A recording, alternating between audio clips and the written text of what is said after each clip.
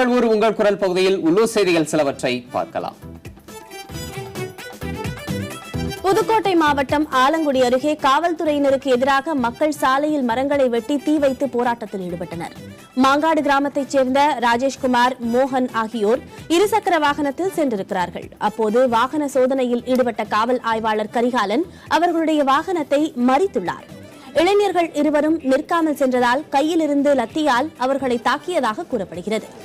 இதில் ராஜேஷ்குமார் பலத்த காயமடைந்தார். இதனை கண்டித்து அப்பகுதி மக்கள் சாலை மறியலில் ஈடுபட்டனர்.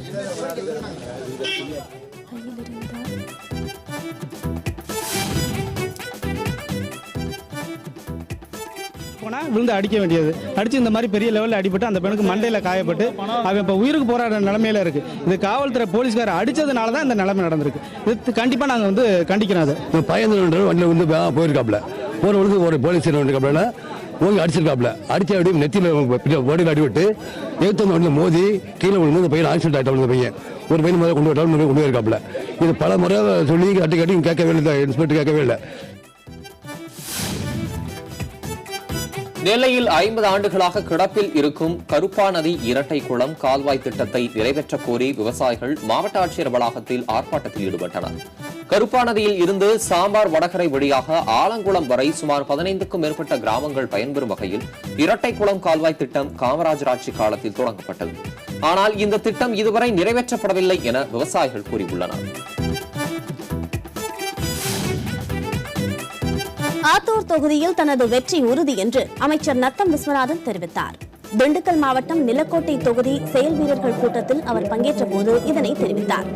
இந்த கூட்டம் துவங்குவதற்கு முன் கூட்டத்திற்கு வந்த தொண்டர்களுக்கு இனிப்பு மற்றும் தண்ணீர் பாட்டில்கள் வழங்கப்பட்டன. அதனை முண்டியடித்துக் கொண்டு தொண்டர்கள் வாங்கிச் சென்றனர்.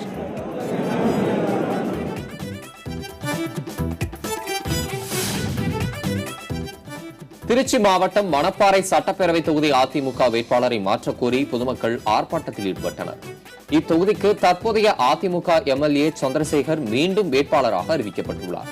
கடந்த 5 ஆண்டுகளில் மணப்பாறை தொகுதிக்கு எந்தவொரு வளர்ச்சிப் பணியும் செய்யவில்லை என்று கூறி வளநாடுகை காட்டியில் அதிமுக தொண்டர்களும் பொதுமக்களும் ஆர்ப்பாட்டத்தில் ஈடுபட்டனர்.